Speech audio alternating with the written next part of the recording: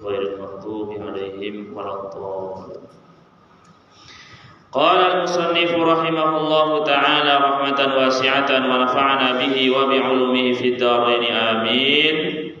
Babun fi bina'il masjid. Inilah bab tentang membangun masjid. Masjid itu fi'il madhinya sajada yasjudu sajdan atau sajdatan fahuwa sajidun. Masjid itu tempat untuk sujud. Jadi jelas dalam bahasa Arab itu ada akar katanya. Darosa belajar, yadrusu sedang belajar, darosa telah belajar, yadrusu sedang belajar. Kemudian madros atau madrosatun tempat belajar, sekolah. Jalasa duduk, majelis tempat duduk, majelis ilmu. Itu bahasa Arab enak, ada akar katanya, ada kaitan satu sama lain. Ketika orang-orang non muslim Kristiani disinggung Nabi Isa itu ibadahnya berdiri, berlutut dan menempelkan wajah di tanah, kan sujud. Maka Nabi Isa itu berarti ketika berada di tempat ibadah, sinagog gitu orang Yahudi, kan Nabi Isa juga bangsanya Yahudi. Itu maka tidak sedikit gereja-gereja yang mu'alaf di Amerika, di Inggris, yang datang orang tua cuma 3 orang, akhirnya bangkrut karena biayanya mahal, bangunan mewah. Akhirnya gerejanya mu'alaf, masuk Islam, dinamai Masjid Isa Al-Masih. Jadi Nabi Isa itu ibadahnya sujud. Makanya kalau kata kristolog, gereja itu sudah ada sebelum Nabi Isa ada. Tempat kumpulnya penyembahan orang Romawi. Ini bab berkaitan dengan masjid. An Ibnu Abbas radhiyallahu anhuma qala qala Rasulullah sallallahu alaihi wasallam ma umirtu bitasydidil masajid qala Ibnu Abbas ila akhir kalimah. Dari Ibnu Abbas, semoga Allah meridhoi keduanya, Abbas dan Abdullah bin Abbas dan Abbasnya, berkata, Rasulullah SAW bersabda, aku tidak diperintahkan untuk menghias masjid. Ini. Kemudian hadis selanjutnya, wa an Anas radhiyallahu anhu anna Nabiy sallallahu alaihi wasallam qala la taqumu as-sa'atu hatta yatabaha an-nasu fil masajid. Dari Anas, pelayan Rasulullah SAW, semoga Allah meridhoinya, bahwa Nabi sallallahu alaihi wasallam bersabda, tidaklah terjadi kiamat sehingga manusia saling membanggakan masjid. Jadi kalau baca Al-Quran harus baca tafsirnya, tafsir Ibnu Katsir, tafsir Jalalain dan lain sebagainya. Baca hadis harus kita membaca komentar ulama tentang hadis itu. Kalau kita simpulkan sendiri salah nanti maknanya. Imam An-Nawawi memberikan penjelasan bahwa tanda kiamat itu ada 2. Ada yang menunjukkan keburukan, ada hanya sekedar tanda. Contohnya tanda kiamat yang buruk, zina merajalela, ya, ilmu diangkat, kemudian banyak pertumpahan darah. Ini juga banyak sekarang. Itu namanya tanda yang buruk. Kemudian ada hanya sekedar tanda, netral, nggak baik, nggak buruk. Termasuk umat Islam membangun masjid mega-mega, ya, dibuat semega mungkin, senyaman mungkin, ya, sekondusif mungkin. Bahkan ada masjid memberi pelayanan yang prima kepada jamaahnya, sediakan makan, sarapan, ngopi, ya, tempat istirahat, gitu. Ada yang sampai saldonya 0 karena uang dari jamaah kepada jamaah, ya. Jadi hadis ini adalah hanya sekedar tanda. Bangun masjid mewah bukan buruk, sekedar tanda. Nanti umat Islam pasti berlomba-lomba dalam, ya, membangun masjid. Kalau di Puri Al Jihad sudah mentereng, ya kan?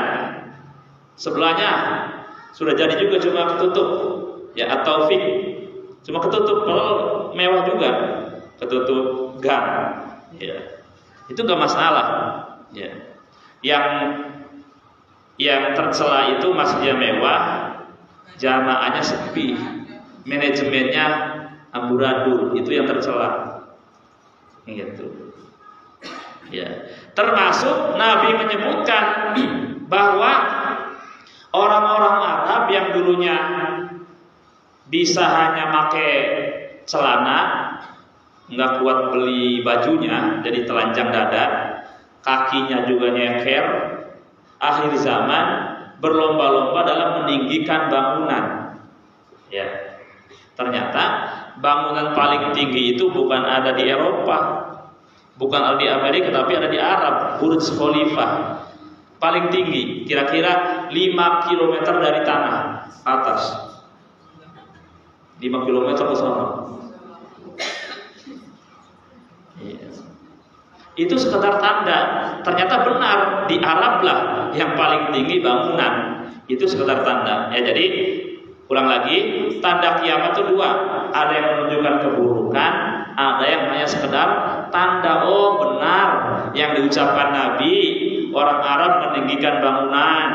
Oh, benar yang diucapkan Nabi, orang Islam lomba-lomba dalam membangun masjid. Kan sekarang terjadi. Itu tanda. Itu.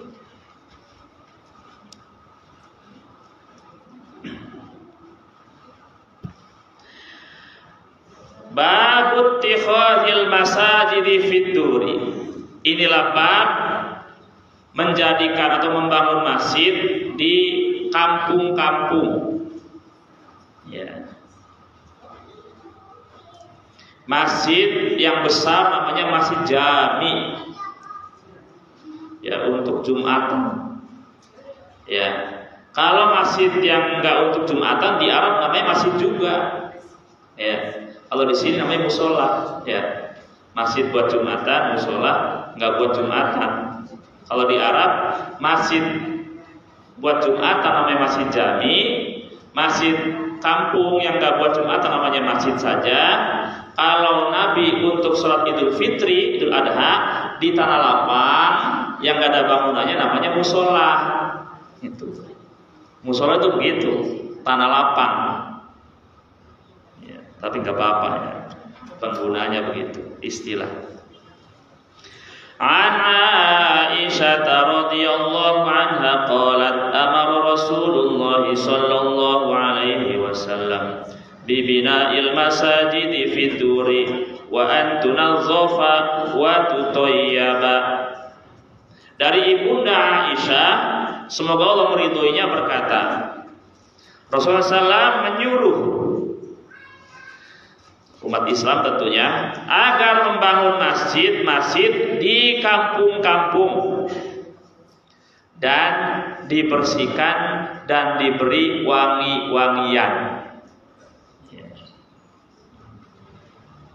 masjid ya dibangun, kemudian ada kebersihan, seksi kebersihannya ya, kemudian dikasih wangi-wangian masjidnya. Jangan sampai kemudian ada orang pesan di mana ada bau pesing itu masjid, jangan. Kadang-kadang kan ada WC-nya nggak terawat ya, orang kebelet jadi nggak jadi, ya kebelet nggak jadi, jijik nggak jadi. Ya. Nah, itu.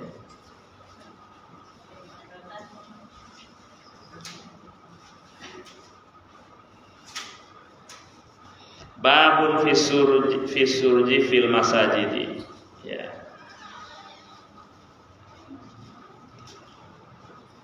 Nah, kemudian bagaimana masjid ya di zaman Rasulullah, di zaman Abu Bakar, di zaman Umar dan di zaman Utsman. Ya. Keadaannya bagaimana? Anna Abdullah ibn Umar akhbarahu anna al-masjid kana ala ahdi Rasulillah sallallahu alaihi wasallam mabniyan bil labani wal jaridi. Qala Mujahidun wa amuduhu min khushubin nakhli. Falam yazid fi Abu Bakar syai'an wa zada fi Umar wa banahu ala banaihi fi ahdi Rasulillah bil labani wal jarid wa ada umudahu. Qala Mujahid umduhu khushuban wa ghayara Utsman fazada ila akhir hadis. Dari Abdullah bin Umar ya, beliau memberikan berita bahwa masjid di zaman Nabi itu terbangun dari gini ya, ini panjang. Jadi masjid di zaman Rasulullah itu ukurannya 35 kali 30. Ya. 35 kali 30 itu Masjid Nabawi. Ya. Kemudian temboknya ini ya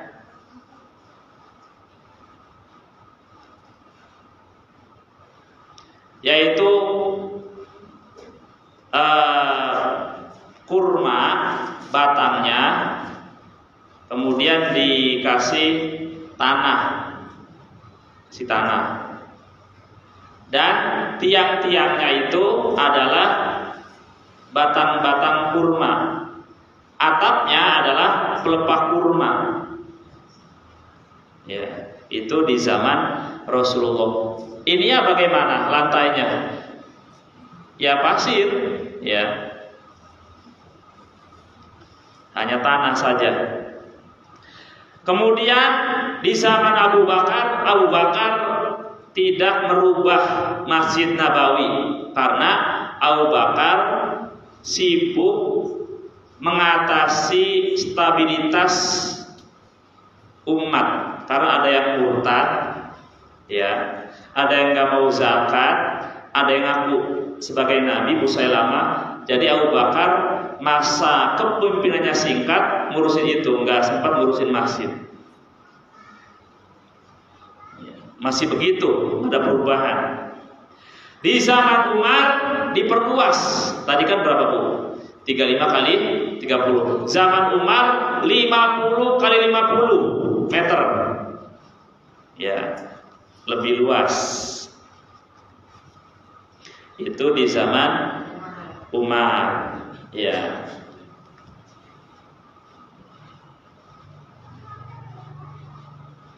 Masih sederhana. Di zaman Utsman diperluas lagi 100 meter kali 100. Ya. Kemudian dindingnya terbuat dari batu yang diukir. Jadi sudah nggak pakai pelepah formal lagi, sudah zaman batu. Tadi kan zaman kayu ya, Utsman zaman batu. Dindingnya dari batu yang diukir, kemudian tiangnya dari batu yang dipahat, dan atapnya dari kayu jati. Ya. Jadi lebih mewah ya. Adapun lantainya masih sama, gitu. Ini masjid ya, sesuai dengan kebutuhan umat, diperluas. Dan sekarang Masjid Nabawi mewah. Iya, itu bahan-bahannya itu terbaik di dunia. Bahan-bahan bangunannya itu, yang pernah umroh, ya mewah, luas. Ya, tadinya kuburan Nabi di luar masjid ketika 35 kali 35, sekarang di dalam. Ya. Raudhah. Ya. Ini sejarah masjid di zaman Nabi Muhammad, Abu Bakar, Umar dan Utsman. Nanti diperluas lagi oleh kekhalifahan atau dinasti-dinasti selanjutnya. Ya, sampai sekarang. Ya. Artinya kalau Masjid Nabawi mewah sekarang, yang menurut Dajjal itu istana putih Muhammad. Ya, jadi Dajjal kan nggak bisa masuk Mekah, nggak bisa masuk Madinah. Melihat dari jauh itu, ya kata Dajjal itulah istana putih Muhammad. Ya.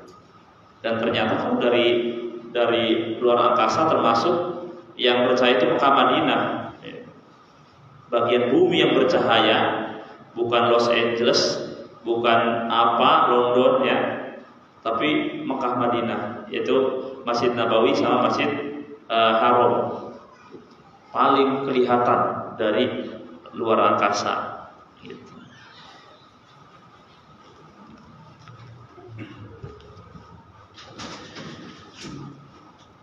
Ya, juga masjid dikasih cahaya, ya, dikasih lampu. Di zaman Nabi nggak pakai lampu, ya. Kemudian ada lampu minyak, ya gitu. Ibu juga kan tahu sejarahnya ya, yang tinggal di kampung. Jadi masuknya listrik tahun berapa gitu ya. Terasa menikmati bulan di malam hari waktu nggak ada listrik, ya. Iya, pakai pertoma, ya. Nah itu perkembangan zaman, ya. Berarti yang tahu belum masuk listrik umurnya 40 tahun ke atas, ya Bu ya. 50. Iya.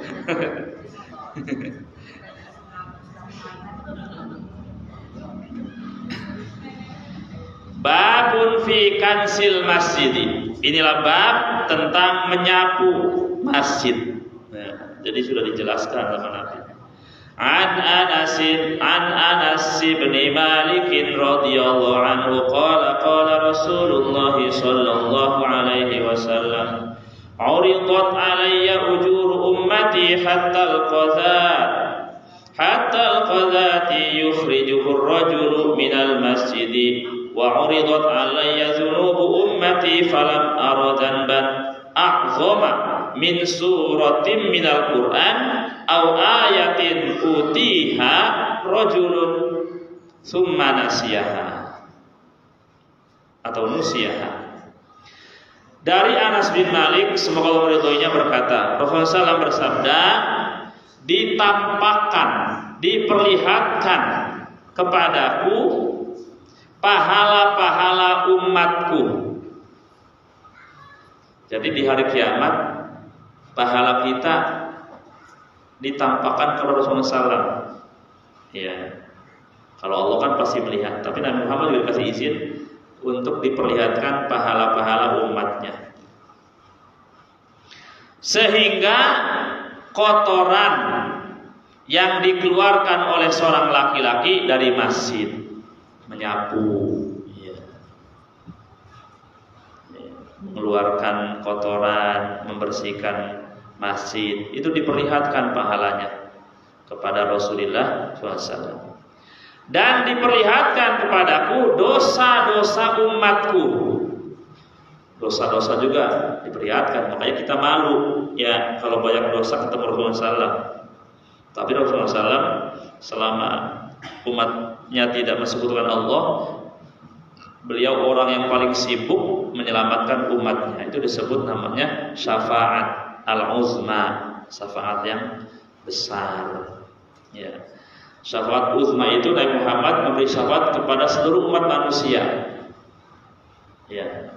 Minta ke Nabi Adam, saya bukan pantas mendapat syafaat uzma, saya pernah berdosa. Sono ke Nabi Nuh. Nabi Nuh juga mengatakan begitu, saya nggak pantas mendapat syafaat uzma. Sono ke Nabi Ibrahim, sono ke Nabi Ibrahim, ke Nabi Musa, sono Nabi Isa, sampai Nabi Muhammad SAW. Ya.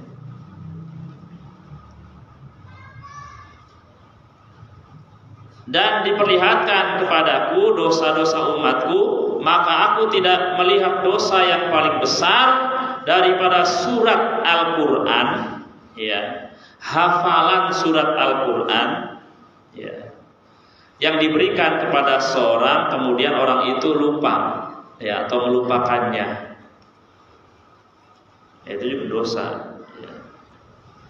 Cirinya lupa apa? Cirinya lupa itu perilakunya tidak menggambarkan Quran itu sendiri. Ya. Pulang pesantren jadi ketua preman pasar, enggak sholat, iya kan? Dulunya soleh, kemudian ya tidak soleh. Itu pasti, karena kalau orang yang soleh pasti masih ingat-ingat lah, karena masih ngaji gitu. Tapi kalau orang yang sudah betul-betul karakternya berubah dari ketika pesantren atau mondok, nah itu pasti ya melupakannya. Ya, baik Bu, yang mau berinteraksi, ya, dikasih waktu.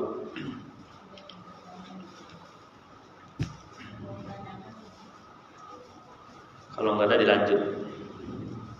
Nggak ada ya.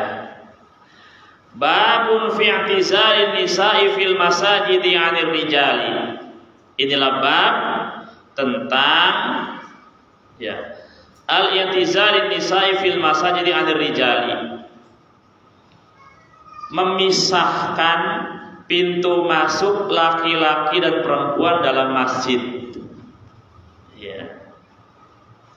Jadi pintu masuknya jangan sama gitu. Nah, artinya perempuan juga dikasih ruangan. Makanya ada beberapa masjid dikasih ya hordeng sedikit untuk perempuan. Ya. Karena Nabi sendiri tidak melarang wanita ikut sholat berjamaah di zaman beliau, bahkan ikut i'tikaf. Tapi ada ruangan tersendiri, tidak ikhtilaf. An Ibnu Umar radhiyallahu anhuma qala qala Rasulullah sallallahu alaihi wasallam law tarakna hadzal baba lin-nisa qala Nafi' falam yadkhul minhu ibnu Umar hatta mata wa qala ghairu Abdul Warith qala Umar wa huwa ashab. Rasulullah bersabda, ya, alangkah baiknya kita buat pintu khusus untuk perempuan ya di masjid. Ya, jadi pintunya khusus perempuan. Laki-laki nggak boleh lewat situ. Ya, khusus perempuan keluar masuk pintu tersebut. Ya. Ini artinya wanita itu derajatnya diangkat oleh Allah Subhanahu wa taala melalui Islam. Ketika non muslim mencela pernikahan Rasulullah SAW dengan Ibunda Aisyah, ya, ternyata ada tokoh Kristen yang menikahi wanita umur 6 tahun, 7 tahun, 8 tahun. Ya Bu ya. Raja-raja di Eropa itu ada di antara mereka menikahi yang perempuan 6 tahun gitu. Jadi emang di zaman itu biasa ya, menikah segitu biasa. Menikah doang, tapi membangun rumah tangganya sesudah haid. Gitu, itu biasa. Nabi menikah umur 6 tahun Aisyahnya, tapi membangun keluarga 9 tahun sudah haid ya. Gitu. Udah biasa di zaman itu. Maka ketika non muslim mencaci Nabi dengan pernikahan Aisyah, ternyata raja-raja ya di Eropa itu biasa menikah begitu. Sudah biasa. Zaman sekarang nggak biasa memang. Ya. Harus umur berapa Bu? Undang-undang Indonesia 17 atau 18 tahun yang perempuan. Ya begitu. Tapi zaman dulu biasa. Dan kalau memang Ibu Aisyah terpaksa, biasanya orang yang nikah terpaksa itu psikologisnya terganggu, ya. Tapi Ibu Aisyah itu termasuk ulama di kalangan sahabi, berarti kan nyaman, ya. Bukan mental terganggu dengan pernikahan itu. Para sahabat kalau menanyakan Islam, ya, tentang kewanitaan, tentang Nabi di dalam rumah kepada Ibunda Aisyah. Jadi cercaan itu tertolak karena di zaman itu ya biasa, ya, bukan tidak biasa. Ya, ini termasuk ya Islam memberikan ruangan wanita ada aksesnya untuk ke masjid, pintunya khusus, ada ruangan khusus. Ya. Jadi salah juga kalau ada masjid nggak ngasih ruangan kepada perempuan. Kan sekarang bagus ya, ada tempat, ada saja disediain mukena ya Bu ya, itu bagus. Barangkali ada yang musafir perempuan lagi transit, lagi main ke saudaranya di sekitar sini pengen turun di masjid. Nah, itu.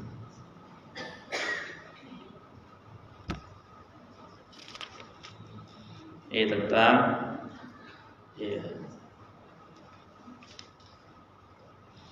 Kemudian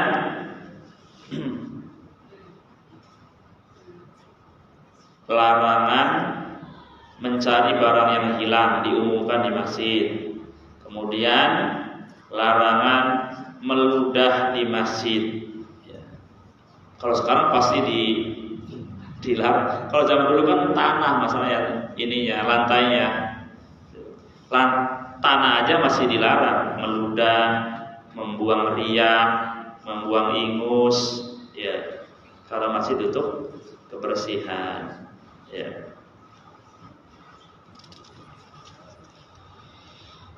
Babu maja fil musyriki yadkhulul masjidah. Inilah bab menerangkan tentang non muslim, orang musyrik masuk ke dalam masjid. Boleh apa enggak gitu. An Anas bin Malik yaqulu dakhala rajulun ala jamalin fanafahu fil masjid thumma aqalahu thumma qala ayyukum Muhammad wa Rasulullah muttaqiun baina dhahranayhim faqulna lahu hadzal abyadul muttaqi faqala ar-rajulu ya ibn Abdul Muttalib ila akhir hadis. Anas bin Malik berkata, ada seorang laki-laki yang mengendarai unta masuk ke masjid. Dia menderungkan untanya, menderung itu untanya turun ya, nggak berdiri lagi, dia kemudian mengikatnya di masjid. Berkata, siapa di antara kalian yang namanya Muhammad? Mana Muhammad di antara kalian? Ini Arab Badui. Sedangkan Rasulullah SAW sedang bersandar ya di antara kerumunan para sahabat.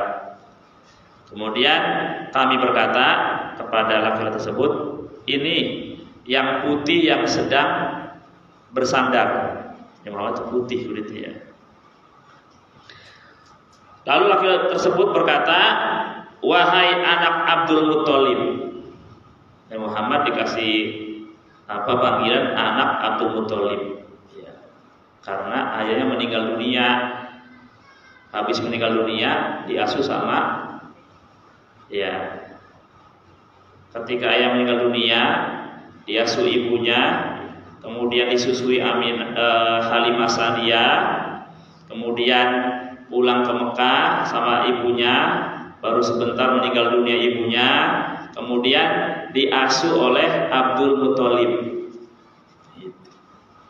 Diasuh sama kakeknya. Kakeknya meninggal dunia, diasuh oleh Abu Thalib pamannya. Nabi berkata kepadanya, saya telah menjawabmu. Kemudian laki-laki tersebut berkata, ya Muhammad, saya bertanya kepadamu, hanya tentang syariat Islam ya, gitu. Itu di masjid. Artinya non muslim boleh masuk masjid. Coba ibu lihat di video-video ya di YouTube. Di Inggris itu di belakang masjid dikasih ruangan ya, kursi-kursi untuk orang non muslim melihat orang sholat atau tanya jawab di dalam masjid. Gitu. Boleh orang musyrik masuk masjid. Ya, apalagi tujuannya konsultasi atau belajar Islam. Tinggal menyesuaikan pakaiannya. Kalau nggak pakai kerudung dikasih kerudung. Kalau terlalu rok binia dikasih apa gitu ya, rok yang agak panjang, yang sopan gitu.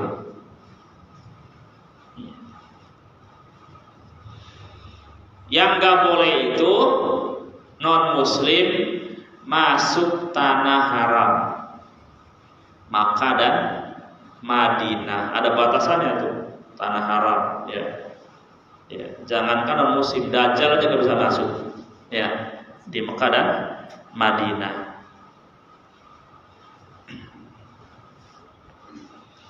Jadi di belahan bumi ini orang Islam boleh menjelajah, nggak ada tempat larangan. Orang Islam ke Vatikan juga boleh, tapi non muslim nggak boleh masuk Mekah dan Madinah. Harus punya visa dulu. Visanya syahadat ya. Asyhadu alla ilaha illallah wa asyhadu anna Muhammadar Rasul. Tapi di Arab, di luar tanah haramain boleh, di Jeddah boleh, di Riyadh boleh ya. Ini keistimewaan tanah haram.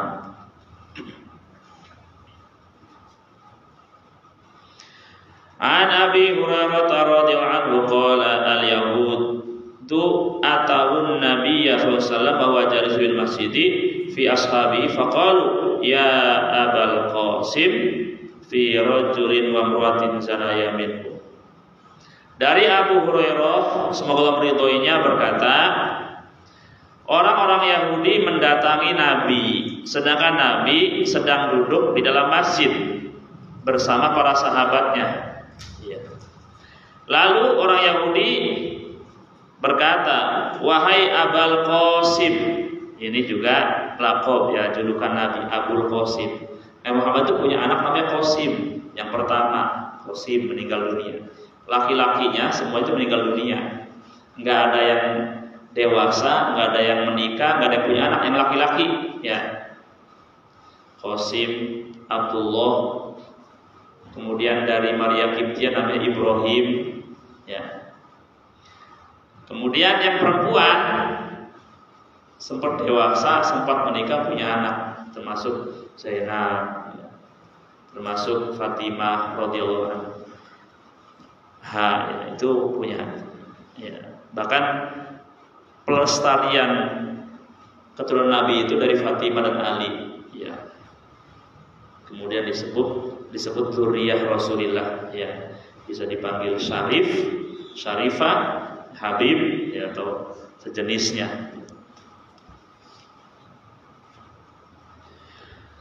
Orang Yahudi berkata, wahai Abul Qasim, ya, bertanya tentang laki-laki dan perempuan yang berzina. Kan Yahudi ya Bu ya, sama Islam itu ada kesamaannya. Satu, sama-sama bertauhid. Jadi kalau orang Yahudi ditanya umat Islam itu apakah bertauhid, dia ngomong bertauhid, sama dengan kami, Tuhannya sama dengan kami. Ya. Kalau ditanya bagaimana dengan Kristen, ya nanya kepada Yahudi tentang Kristen, apa dijawab? Agodazara. Kristen itu menyembah Tuhan yang lain. Bahasa kita mensekutukan Allah. Orang Yahudi kalau pergi ke luar negeri nggak ketemu sinagog, nggak ada, itu ke masjid bu. Sholat sesuai dengan sholatnya ke masjid. Ya, tapi nggak mau ke gereja, nggak mau. Kalau ada gereja itu diludahin. Gitu. Itu termasuk syariat mereka. Itu persamaannya. Ya. Meskipun pada akhirnya Allah menyebut mereka kafir. Kenapa? Karena tidak mengikut Nabi Muhammad. Padahal mereka itu kenal dengan Nabi Muhammad dalam kitab sucinya. Ya, menolak kenabian Nabi Muhammad Sallallahu Alaihi Wasallam. Dia tahu Muhammad itu orang suci, Nabi, tapi gak mau iman. Alasannya apa? Karena bukan dari bangsa Bani Israel, bukan dari Yahudi. Itu aja. Pengennya dia itu Nabi akhir zaman, mereka itu pengennya dari bangsa Yahudi, Bani Israel gitu. Ya, makanya malaikat yang paling dibenci orang Yahudi itu malaikat Jibril, tapi salah kirim wahyu. Ya. Ya.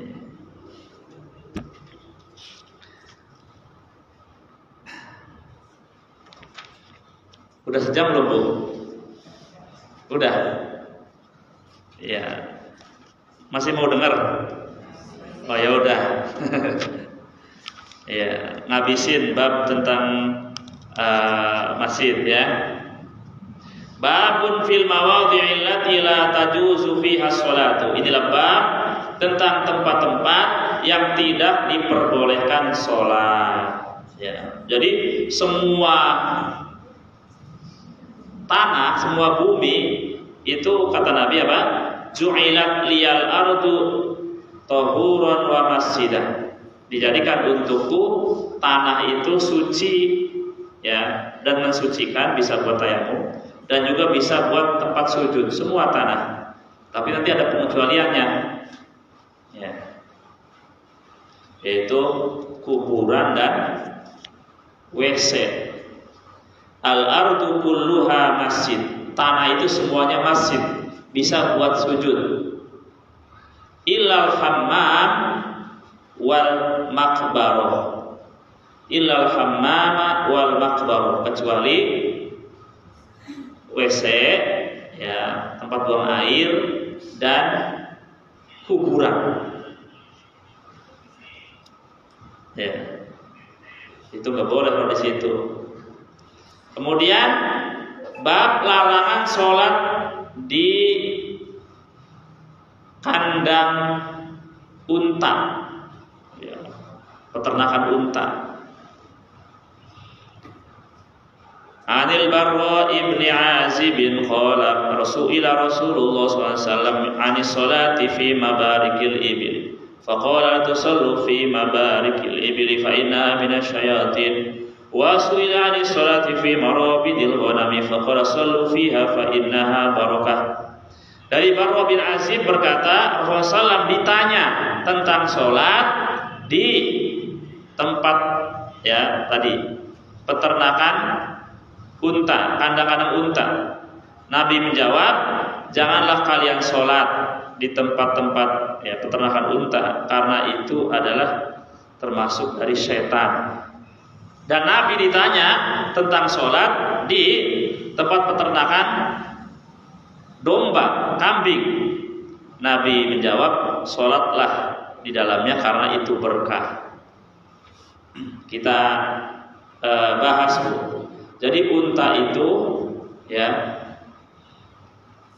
kalau orang lagi sholat, untanya lagi lari-larian, keinjek, ya kan berat. Ya, atau kadang unta itu ada yang enggak jinak, ya bisa nendang, itu bahaya. Karena yang disebut setan itu manusia, jin ataupun binatang yang nggak bisa diatur itu namanya setan. Ya, manusia nggak bisa diatur sama Allah dan Rasulnya, setan. Jin juga begitu, setan. Termasuk binatang ada yang begitu, ada yang galak, ada yang suka nendang gitu ya. Nggak aman kita di situ. Ya. Sedangkan kalau domba atau kambing kan nggak begitu, paling diseruduk ya, lagi ruku. Artinya nggak begitu bahaya, nggak mengancam nyawa orang. Kalau domba, kalau unta itu kalau keinjak lumayan mengancam keselamatan. Babun mata yu'marul ghulamu bisolati. Bab inilah bab kapan anak disuruh sholat, dari umur berapa? Ini ya. Rasulullah bersabda, "Muru auladakum bis-sholati wa hum abna'u sab'i sinina wadribuhum 'alaiha wa hum abna'u 'asharin wa farriqu bainahum fil madaji'." Wa hum abna'u 'ashari sinina. Ya. Wa farriqu bainahum fil madaji'. Perintahkanlah anak-anak kalian, perintahkanlah sholat anak-anak kalian, mereka berumur 7 tahun, kelas 1 SD. Dan hukumlah mereka apabila meninggalkan sholat berumur 10 tahun, mendekati baligh, ya. Dan pisahkanlah di antara mereka di dalam tempat-tempat tidur mereka. Pisahkan laki dan perempuan, dipisahin, jangan satu ruangan. Ya. Hadis yang lain, ya.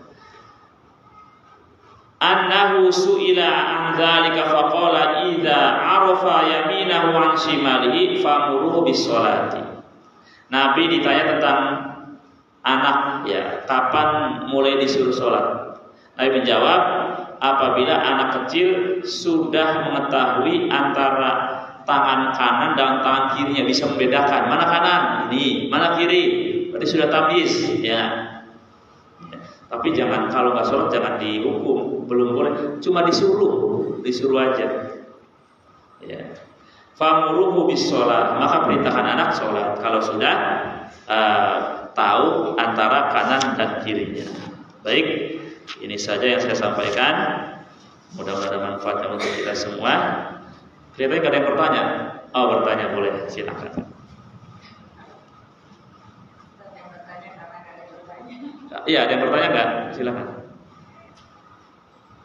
Kalau nggak ada ditutup. Ya, cukup ya.